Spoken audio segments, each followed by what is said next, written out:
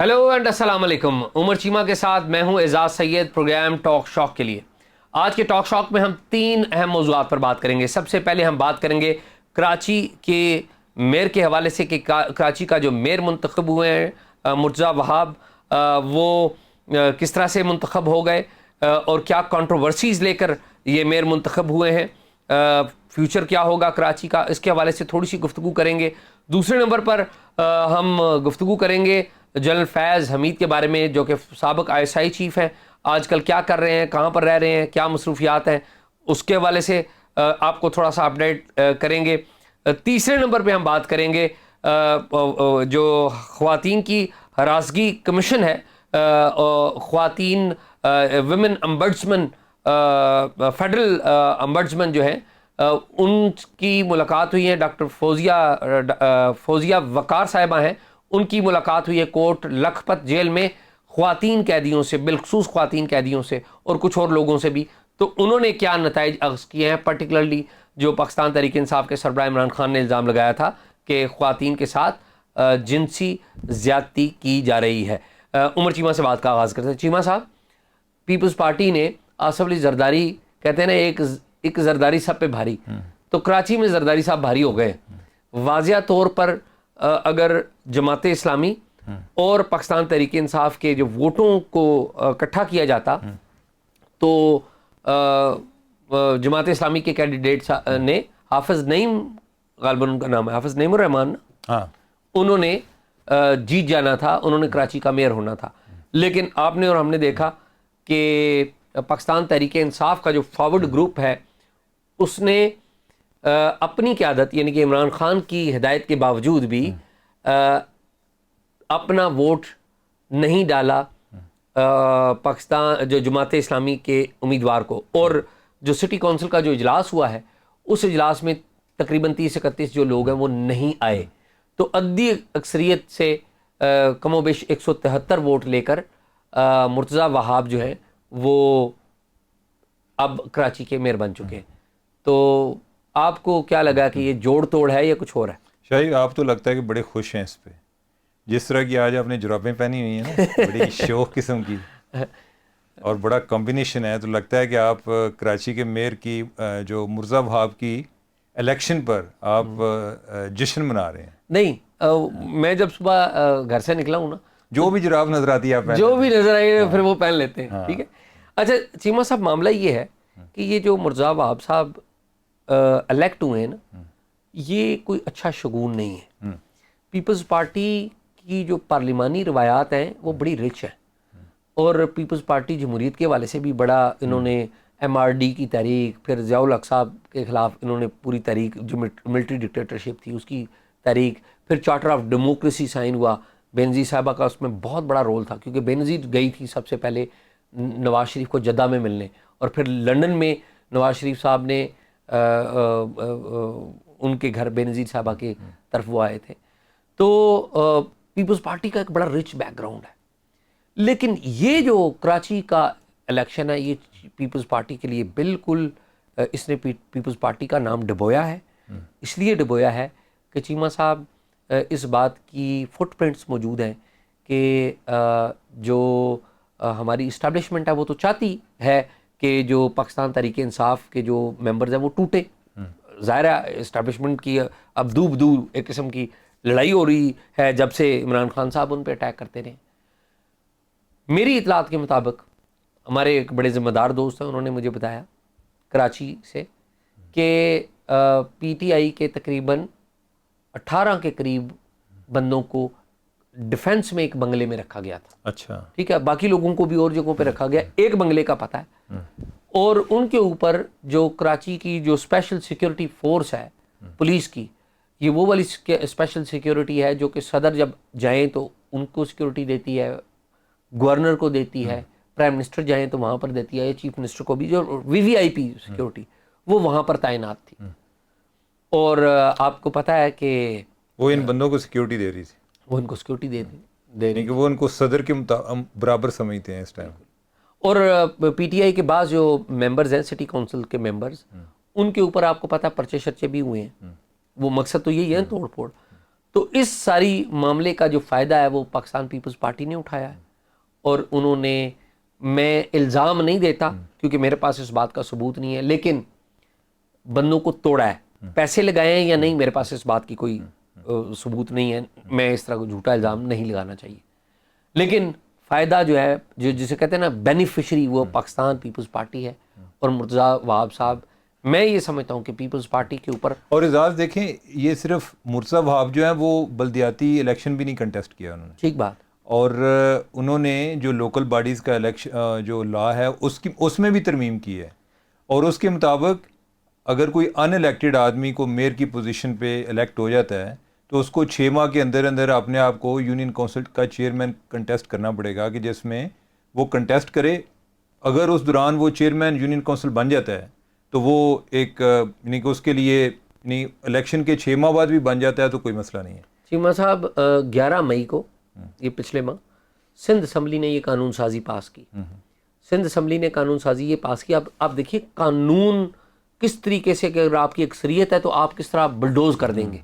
قانون یہ بنایا انہوں نے کہ کوئی بھی شخص وہ میئر بن سکتا ہے اگر اسے نامینیٹ کر دیا جائے، اور میئر بننے کے 6 ماہ کے اندر وہ کسی بھی یونین کونسل کا سے الیکٹ ہو جائے، ٹھیک ہے، یہی بات میں کر رہا ہوں، یہی آپ والی بات۔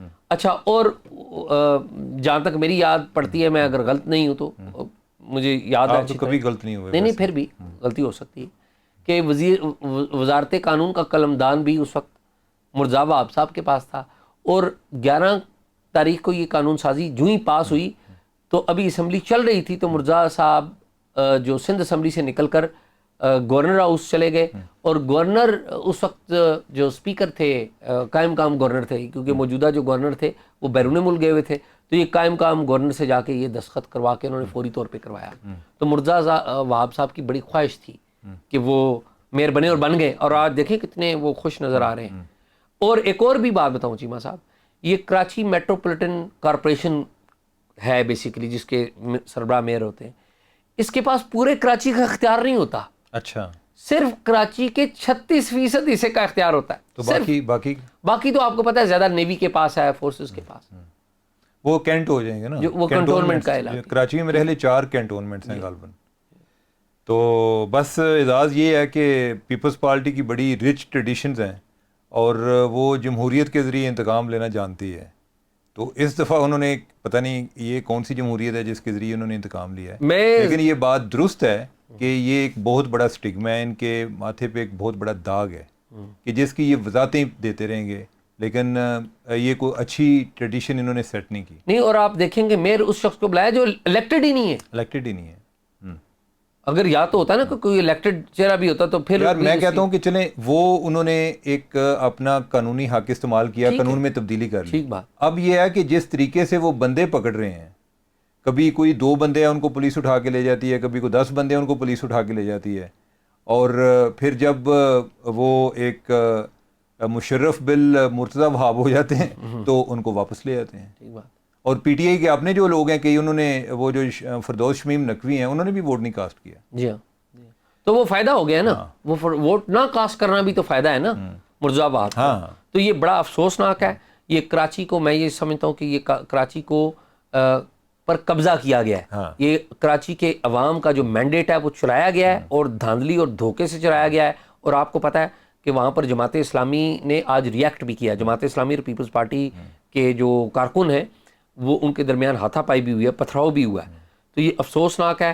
جماعت اسلامی کی آئیڈیالوجی سے میں شاید اختلاف کرتا ہوں، مجھے شاید پیپلز پارٹی کا جو پارلیمانی رول ہے اس میں جان نظر آتی ہو، لیکن اس رول میں میں سمجھتا ہوں جماعت اسلامی کے ساتھ زیادتی ہوئی ہے، اور اس زیادتی پہ آواز اٹھانی چاہیے۔ اور آپ نے بھی وہ بات کی، ہم دونوں اس حوالے سے میرے خیال میں ہم دونوں کے پوائنٹس جو ہیں، یہ بتائیں کہ وہ جلن پاشا تو جنہوں نے عمران خان کو سیاسی طور پہ جنم دیا، وہ تو پنڈی میں رہتے ہیں، اور وہ اوائڈ کرتے ہیں کہ وہ آپ کو اوائڈ کرتے ہیں؟ نہیں، مجھے کیا اوائڈ کرنا، لیکن وہ تو پنڈی میں رہتے ہیں، وہ میڈیا سے نہیں ملتے، ظاہر ہے ان کی اپنے ایک ڈیسیشن ہے۔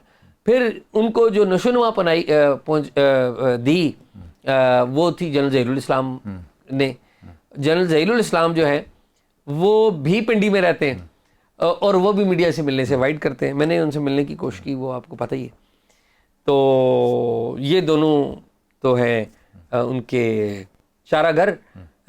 اب ان کے جو معاون تھے جنہوں نے 2018 کے الیکشن میں رول پلے کیا, وہ جنرل فیض حمید صاحب تھے. تو فیض حمید صاحب کے بارے میں بہت ساری لوگوں نے خبریں دی کہ وہ گرفتار ہو گئے ہیں, ان کا کورٹ مارشل ہو رہا ہے. تو کدھر ہے فیض حمید صاحب؟ اچھا اعزاز, ویسے بڑی خبریں چل رہی ہیں, جس طرح اسامہ بن لادن کے بارے میں آتی تھی نا کبھی کہ وہ فلاں جگہ پر پایا گیا, کبھی فلاں جگہ پر پایا گیا.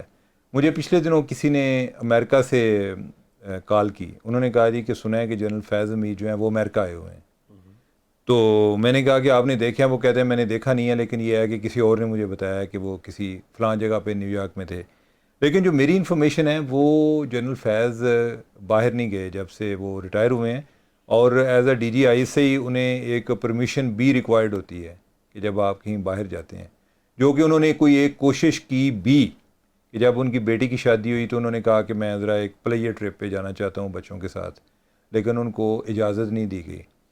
جنرل فیض کو پہلے ایک سوال نامہ بھیجا گیا, اب کوئی میرے خیال ہے کہ اس کا بھی انہوں نے کوئی جواب نہیں دیا, لیکن یہ ہے کہ وہ ملک سے باہر نہیں جا پا رہے.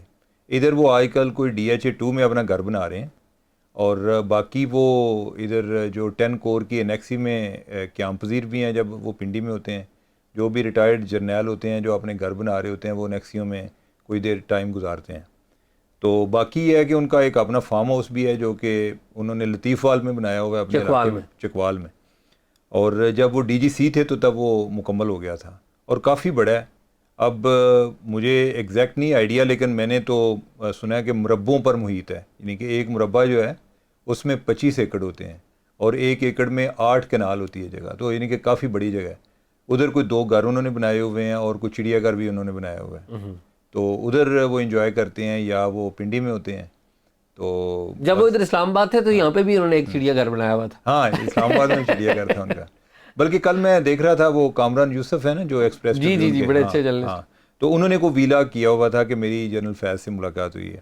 ابھی ہوئی ہے. ہاں ابھی ہوئی ہے, یعنی کہ وہ ان کا جو ہے وہ ملاقات کا ریفرنس اس سینس میں دے رہے تھے کہ چونکہ یہ افواہیں چل رہی تھیں کہ جنرل فیض جو ہیں وہ ہاؤس ریسٹ ہیں.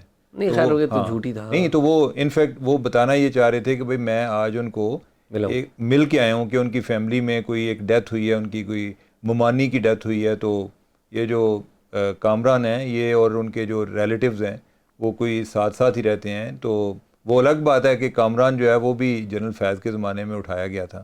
اچھا, کامران اندازہ کریں. اور اس نے اصل میں سٹوری کی تھی, آپ کو یاد ہوگا کہ جب وہ ایک ملیشیا میں سمٹ ہوئی تھی اور خان صاحب جو ہے نا وہ غلامی کا ایک زنجیر توڑ کے, سعودی غلامی کی زنجیر توڑ کے ملیشیا کی زنجیر پہننے کے لیے چلے گئے تھے. تو جس میں بعد میں کافی ایک سبکی بھی ہوئی سعودی عرب کے حوالے سے. تو کامران نے اس ٹائم سٹوری کی تھی کہ جو عمران خان کا ڈیسیژن ہے ملیشیا جانے کا, وہ انہوں نے یہ ڈیسیژن کیا باوجود اس کے کہ وزارت خارجہ نے اس کی مخالفت کی تھی. تو اس پہ جو خان صاحب ہیں وہ بڑے اپسیٹ تھے کہ یہ بات کدھر سے نکلی ہے, اور وہ بات چیک کرانے کے لیے پھر جو ICA کی ڈیوٹی لگی, اور جنرل فیض جو ہیں یعنی کہ ان کے جو اپنے کرندے ہیں وہ انہوں نے ان کو اٹھایا. تو یعنی یہ ویسے وقت کی بات ہوتی ہے کہ ایک ٹائم ہوتا ہے کہ جو جن لوگوں پر آپ کا تکیہ ہوتا ہے, آپ سمجھتے ہیں کہ ان کے ساتھ ہمارے کو فیملی ریلیشن ہے, وہ بھی اگر کسی عہدے پر چلے جائیں تو آپ ان کی شر سے ضروری نہیں کہ محفوظ ہوں. طاقت کی شر سے محفوظ رہنا بڑا ایک مشکل کام ہے. چیمہ صاحب ایک خبر دوں آپ. ہاں, چیمہ صاحب آج سے تقریباً 2-2.5 مہینے پہلے موجودہ جو سسٹم ہے اس کا ایک اہم پرزہ, یہ سیاسی پرزہ ہے, ٹھیک ہے, جس کا اسٹیبلشمنٹ سے بڑا قریبی تعلق بھی رہا ہے, وہ آج بھی موجودہ سسٹم کا حصہ ہے. اس کی جنرل فیض حمید صاحب سے ملاقات ہوئی. اچھا. اور چیمہ صاحب آپ سن کے حیران ہوں گے کہ ذرا تھوڑی سی اونچی آواز میں بات کریں نا, گھبراہ کیوں؟ نہیں, میں یہ کہہ رہا ہوں کہ موجودہ سسٹم میں ایک اہم شخصیت, ایک اہم سول سیاسی شخصیت جو ایک اہم عہدے پر فائز ہے, اس کی ملاقات ہوئی جنرل فیض حمید سے آج سے 2.5 ماہ پہلے, 3 ماہ پہلے تقریباً. اور انہوں نے جنرل فیض حمید کو کہا کہ آپ کوئی بیرون ملک سفیر کیوں نہیں لگ جائیں. اچھا. which general Fayyaz Hameed refused. اب جو اہم شخصیت تھی جنہوں نے یہ دعوت دی تھی, انہوں نے اپنے طور پہ دی تھی یا حکومت نے ان کو کہا تھا؟ میرے علم میں نہیں یہ بات, لیکن ان کو یہ کہا گیا تھا. تو آپ نے اس اہم شخصیت سے پوچھا نہیں کہ آپ نے اپنے لیول پہ دی؟ مجھے اہم شخصیت نے نہیں بتایا, مجھے غیر اہم لوگوں نے بتایا, مجھے اہم شخصیات کے ارد گرد کی لوگوں سے, اہم لوگوں نے بتایا, اور اس بات کی مجھے تصدیق ہوئی, تو میں یہ بات آپ سے شیئر کر رہا ہوں کہ ان کو آفر کی. آپ کی بہت مہربانی, آپ نے ہمارے ساتھ یہ بات شیئر کی. بڑی ویلکم, یو آر ویلکم. ٹھیک ہے, تو آخری موضوع پہ بات کر لیں. چیمہ صاحب, آخری موضوع یہ ہے کہ 2 دن سے وفاقی امبڈسمن ہے خواتین کے حوالے سے, ہراسگی جو خواتین کی ہوتی ہے, تو اس کے لیے ایک وفاقی امبڈسمن ہے. کشمالہ طارق تھی پہلے, آپ کو پتا کشمالہ طارق صاحب امبڈس پرسن, ہاں جی بالکل, thanks for I stand corrected. جو امبڈس پرسن ہے, پہلے آپ کو پتا کہ کشمالہ طارق تھی, اور ان کے بارے میں ہم نے شو بھی 1-2 کیے تھے کہ کس طریقے سے اس عہدے کی توہین کی گئی ہے ان کی طرف سے, محترمہ کی طرف سے. تو اب ان کی جگہ جو فیڈرل گورنمنٹ نے جس خاتون کو لگایا ہے, ان کا نام فوزیہ وقار ہے. وہ ماضی میں بھی ویمن رائٹس کے حوالے سے بڑا کام کرتی رہی ہیں پنجاب میں, اور ان کی اچھی شہرت کے طور پہ جانا جاتا ہے, اور جو ویمن رائٹس کے ایکٹیوسٹ ہیں وہ ان کو بڑا جانتے ہیں ان کے مثبت کام کی وجہ سے. تو انہوں نے کیا یہ ہے چیمہ صاحب کہ انہوں نے لاہور میں گئی ہوئی تھی, وہ انہوں نے آئی جی جیل خانہ جات لاہور سے ملاقات کی, آئی جی پنجاب پولیس ڈاکٹر عثمان سے ملاقات کی. یہ تو ہو گئے نا سرکاری بیانات, انہوں نے تو یہی کہنا کہ ہمارے ہاں جیلوں میں پولیس میں سب کچھ ٹھیک ہے. لیکن جو اہم کام یہ کیا کہ انہوں نے کوٹ لکھپت جیل میں تقریباً 5-6 گھنٹے گزارے ہیں, اور کوٹ لکھپت جیل میں جا کے انہوں نے خواتین کا جو سیکشن ہے اس پہ بڑی تفصیلی ٹائم گزارا ہے, رجسٹرز دیکھے ہیں, اور انہوں نے وہاں پر خواتین اور بالخصوص پاکستان تحریک انصاف کی خواتین ان سے ملاقات کی ہے. ڈاکٹر یاسمین راشد سے بھی ملاقات کی ہے, ختیجہ شاہ جو کہ بڑی ہیڈ لائنز بناتی رہی, آپ نے سٹوری بھی کی کہ ختیجہ شاہ کے حوالے سے, ان سے بھی ملاقات کی ہے, اور ان سے خصوصی طور پہ پوچھا کہ آپ بتائیں کہ آپ کو کسی نے یہاں پر ہراساں کیا ہے یا کسی قسم کی کوئی بد تہذیبی کی ہے یا اس طرح کی کوئی بات. تو ڈاکٹر یاسمین راشد نے ان کو بتایا کہ میرے ساتھ بہت اچھا سلوک ہے پولیس کا, اور ختیجہ شاہ نے بھی یہی بات بتائی ہے, اور پی ٹی آئی کی باقی خواتین نے. اور یہ بات میں جو کر رہا ہوں, میری خود فوزیہ وقار جو صاحبہ ہیں ان سے میری بات ہوئی ہے, اور انہوں نے یہ بات ان کا نام لے کے مجھے بتائیے کہ وہ یاسمین راشد سے بھی ملی ہیں, خدیجہ شاہ سے بھی ملی ہیں, اور خواتین سے بھی ملی ہیں. تو ملنے کی ضرورت اس لیے پیش آئی کہ آپ کو پتہ ہے کہ عمران خان صاحب نے اور پاکستان تحریک انصاف کے سوشل میڈیا کے اوپر جو ان کے فالورز ہیں, انہوں نے اس نیریٹو کو آگے بڑھانے کی کوشش کی کہ جو خواتین ہماری جیلوں میں گئی ہیں ان کے ساتھ زیادتی یعنی کہ جنسی زیادتی ہوئی ہے, تو ریپ بھی ہوا ہے. تو میرا یہ خیال ہے کہ بہت غیر ذمہ دارانہ یہ بیان ہے, اور یہ اس کا مطلب یہ ہے کہ ہماری پولیس اور ہمارے جیل کے جو سارے لوگ ہیں وہ کوئی جنسی درندے ہیں کہ وہاں پر کوئی بھی خاتون آتی ہے, اور پرٹیکولرلی جو سیاسی خواتین آتی ہیں وہ ان کے ساتھ زیادتی کرتے ہیں. ہماری جو سیاسی خواتین ہیں بڑی بہادر ہیں, چاہے وہ کسی بھی جماعت میں ہوں, ایک سیاسی علم لے کے جب چلتی ہیں خواتین تو بڑی بہادری کا بات ہوتی ہے, کوئی ان کے ساتھ زیادتی نہیں کر سکتا. اور میں کہوں کہ اگر کوئی کرے تو ان میں عام خواتین کی بنسبت اتنی ضرورت ہوتی ہے کہ وہ باہر آ کر بات کرے. میرے خیال ہے کہ جو ڈاکٹر یاسمین راشد ہیں انہیں کوئی عمران خان کے خلاف ڈیفیمیشن کا کیس کرنا چاہیے. یہ ایک زیادتی کی ہے نا, انہوں نے الزام لگانا. دیکھیں عورتوں کے لیے اعزاز اور زیادہ یہ سنجیدہ عمل ہوتا ہے. پہلے تو انہوں نے وہ شہباز گل پہ الزام لگایا, وہ بھی بیچارہ بتانے کے قابل نہیں تھا کہ میں کیا کہوں, اب خان صاحب کی تردید کروں یا کیا کروں. تو بلکہ اب وہ بیٹھ کے وہ انہوں نے کسی جگہ پہ یہ بات کہی کہ خواتین سے زیادتی ہو رہی ہے, انہوں نے بات آگے بڑھا دی ہے. تو ویری سیڈ. تو میرے خیال ہے اب دعائیں خیر کریں شاید. ہاں میرے خیال میں. ناظرین آپ نے پروگرام ہمارا دیکھا, ہم نے 3 موضوعات پر بات کی. ہمیں دیکھتے رہیے اور اپنی قیمتی رائے بھی دیجیے.